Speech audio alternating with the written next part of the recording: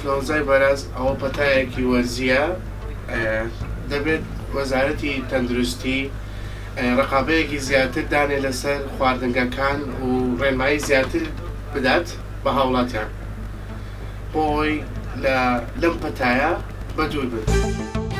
ئەبێ ئەوەنە معلوماتە بێ لە ملەتەکە کە چۆن خۆ بپارێزی لەو نەخۆشیان. یەکی لەو شتانە وینتە جاوی پێڵێن بە ئینگلیزی ئەوە دەرزیەکە لە خۆتیەی کە خۆ بپارێزی لەوە. بەس لەوە گرنگتر ئەوەیە کە لە زستانە ئەگەر تووشی نەخۆشی بی هەڵگەی خەڵکی کە تووشیێنەوە ئەو نەخۆشیە نەکرێت.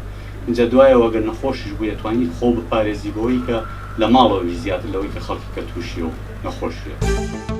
ئێستا جەوەکەی ساردە و زستانە و وەرزی سار فەسڵەیە.